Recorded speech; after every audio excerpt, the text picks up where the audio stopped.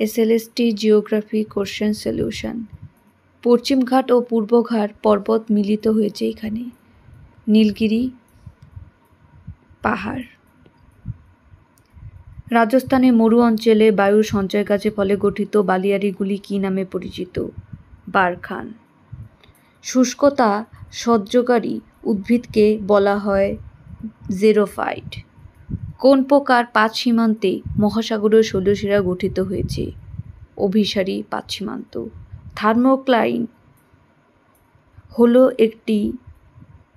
এমন একটি স্তর যেখানে কি গভীরতার সাথে উষ্ণতা দ্রুত পরিবর্তন হয়।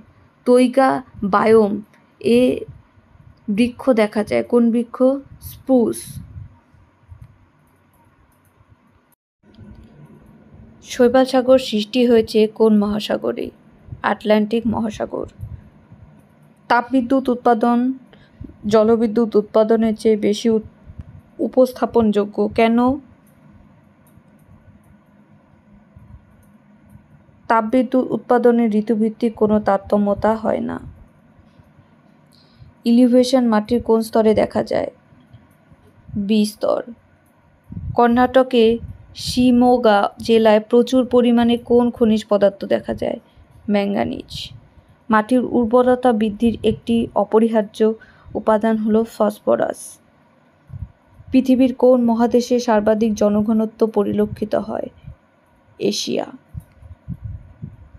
স্বল্প লবণতা সাধারণত দেখা যায় নদীর মোহনায়।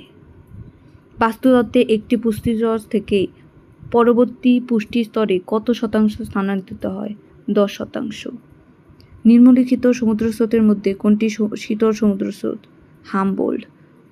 অনূর্ধ্ব ও তদূর্ধ্ব প্রকৃতির অজাইভের ছেদবিন্দু কোন মানকে নির্দেশ করে? মধ্যমা।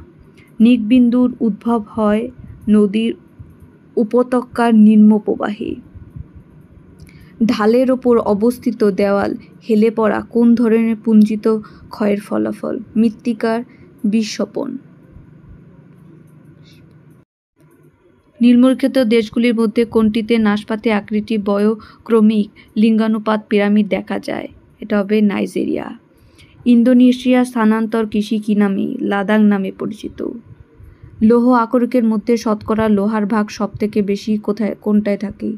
ম্যাগনেটাইট। ভূমিরূপ হলো ভূগঠন প্রক্রিয়া এবং পর্যায়ের সমন্বিত ফল। এটা কার? এই তত্ত্বটির প্রবক্তা কে? W.M. ডেভিস।